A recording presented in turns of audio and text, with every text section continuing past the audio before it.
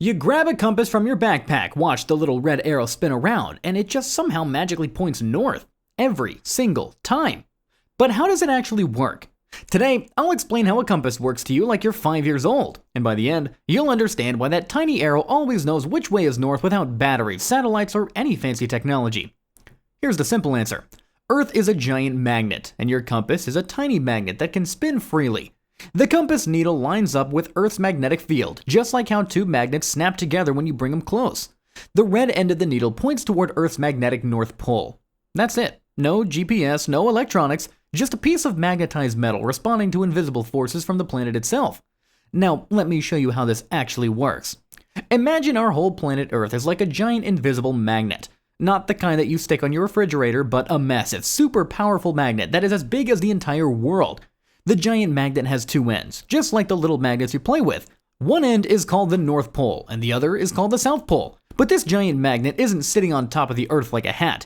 It's actually inside the Earth, deep down where it's really, really hot. Deep inside our planet, there's melted metal that is swirling around and around like a giant pot of hot soup. The swirling melted metal is what makes Earth act like a huge magnet. It creates invisible lines of magnetic force that stretch out from the Earth and curve around it. These invisible magnetic lines go from one end of the Earth to the other, creating what we call Earth's magnetic field. You can't see these lines, but certain things can definitely feel them. Think of it like how you can't see wind, but you can see trees bending and leaves blowing around. The magnetic field is invisible, but it has real effects on things that can sense it. Now, let's talk about your compass. Inside that little round case, there's a thin piece of metal called a needle. This needle is special because it's been magnetized, which means it's been turned into a tiny magnet itself. But how do you magnetize something? Well, you can rub a piece of metal with a strong magnet over and over in the same direction, and the metal will become magnetic as well. Or you can use electricity to create a magnetic field that magnetizes the metal. Once the needle is magnetized, it has its own north and south poles, just like any other magnet. The needle is painted with two different colors, usually red and white, or red and black. The red part is the important part because that's the end that points towards magnetic north. And here's the clever part. The needle isn't glued down or stuck in place. It's actually just balanced on a tiny, tiny point in the center, kind of like a seesaw. But instead of going up and down, it can spin around and around. This point is so small and so smooth that the needle can turn with almost no friction at all. The needle is basically floating, free to spin whichever way it wants. Imagine trying to spin a pencil on your fingertip. It's pretty hard to keep it balanced and it falls off quickly. But the compass needle is so carefully balanced on such a tiny, smooth point that it can spin easily for as long as you need it to, never falling off and never getting stuck. So what makes it spin in a particular direction? Well, the compass needle is a magnet, and Earth is a magnet. When two magnets get near each other, they push and pull on each other. You've probably felt this if you've ever played with magnets. Sometimes they snap together, and sometimes they push apart depending on which ends you're trying to connect. The red end of your compass needle is attracted to Earth's magnetic north pole, so it gets pulled in that direction. The other end gets pulled toward Earth's magnetic south pole. Because the needle can spin freely, it rotates until it lines up with Earth's magnetic field. It's like the Earth is gently grabbing the needle and saying, "Hey, point this way." The needle doesn't just point north once and then stop though. It is constantly feeling Earth's magnetic field and constantly trying to line up with it. If you turn the compass around, or if you walk in a different direction, the needle will always swing back to point toward magnetic north. Watch a compass needle carefully and you'll see it oscillate or wiggle slightly as it settles into position. That's the needle adjusting itself to be perfectly aligned with the magnetic field. As long as you're holding the compass flat and keeping it still enough for the needle to settle, it will reliably show you north. But sometimes your compass acts weird. Maybe you're holding it near a car, or near a big metal fence, or near other magnets.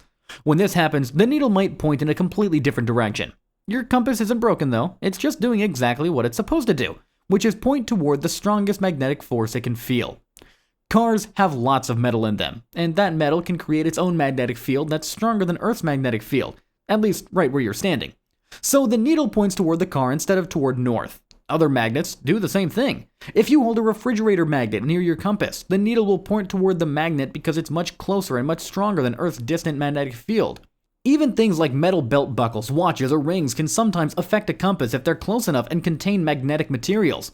This is why explorers and hikers always try to use their compass away from metal objects. Keep your compass away from your phone, your keys, belt buckles, and especially other magnets if you want it to point toward actual north. A good rule is to hold your compass at least a few feet away from any metal object when you're trying to get an accurate reading. Now, here's something interesting that actually confuses a lot of people.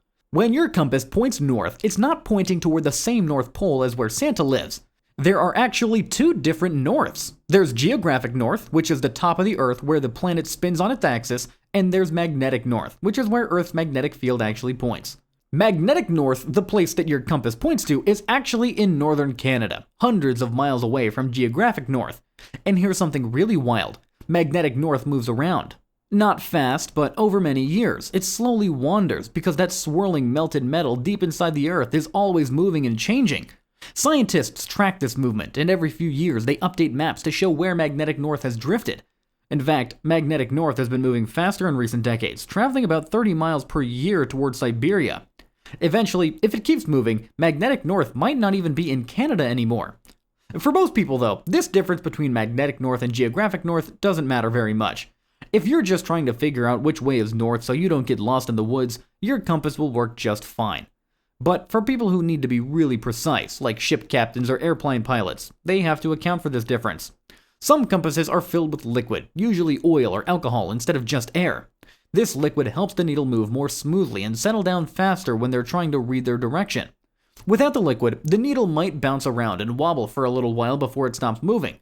The liquid acts like a cushion that helps the needle find its direction more quickly and stay steady once it gets there. If you've ever noticed a compass where the needle glides smoothly and stops gently, that's because it's filled with liquid. The liquid also protects the needle from getting damaged by sudden jolts or drops. If you drop a dry compass, the needle might bounce so hard that it bends or breaks. In a liquid-filled compass, the liquid absorbs the shock and keeps the needle safe. The compass has been around for over 1,000 years. People in ancient China figured out how to make compasses more than a millennium ago. They discovered that certain pieces of metal, when rubbed with a special magnetic stone called lodestones, would always point in the same direction. This was incredibly useful for sailors who were trying to navigate across oceans where there were no landmarks to help them figure out which way to go. The first compasses weren't the round devices that we use today. They were pieces of magnetized metal floating on water or hanging from strings, but the principle was exactly the same. Before compasses, sailors had to rely on the sun during the day and the stars at night to figure out their direction. But what happened when it was cloudy, or foggy, or stormy? They were basically lost and had to hope that they were going the right way. The compass changed everything because it worked no matter what the weather was like. As long as they had their compass, they could always tell which way was north. This simple tool opened up ocean exploration and trade routes that would have never been possible without it. Modern compasses work on exactly the same principle as those ancient Chinese compasses. The technology is basically unchanged after more than 1,000 years. Sure, we've made the needles more precise, and we've made the cases more durable, and we've added features like glow-in-the-dark paint and rotating bezels with degree markings. But the basic idea is exactly the same. A magnetized piece of metal that can spin freely will always line up with Earth's magnetic field. It's a testament to just how elegant and effective such a simple design can be. Sometimes the first solution really is the best solution. There are also electronic compasses that use sensors instead of physical needles now. These work by measuring Earth's magnetic field with tiny electronic components. They can be built into phones, watches, cars, and airplanes. But even these fancy electronic compasses are doing the exact same thing as a simple needle compass. They're detecting the direction of Earth's magnetic field and telling you which way is north. GPS systems in phones and cars are incredibly accurate and can tell you exactly where you are and exactly how to get where you want to go. But they depend on signals from satellites, and sometimes those signals can be blocked or interrupted. A simple compass doesn't need any satellites, any batteries, or any electronic signals. As long as you're on planet Earth, and as long as you're not standing next to a big pile of metal, your compass will work perfectly fine every single time. Earth's magnetic field doesn't just help compasses work, it also protects us from harmful radiation coming from space. Those invisible magnetic lines that surround our planet act like a shield, deflecting dangerous particles that come from the sun and from distant stars. Without this magnetic shield, life on Earth would be much more difficult, if not impossible. So every time you use a compass, you're tapping into the same planetary force field that's keeping you alive. So, let's recap this whole magnetic adventure. Earth is a giant magnet with an invisible magnetic field surrounding it. Your compass has a magnetized needle balanced on a point so it can spin freely. The needle aligns with Earth's magnetic field, with the red end pointing toward magnetic north. The compass works anywhere on Earth without needing power or technology, though it can be confused by nearby metal or magnets. This brilliantly simple tool has been helping people navigate for over 1,000 years, and it's still just as useful today. Now go forth and never get lost again. Just remember to keep it away from your car keys.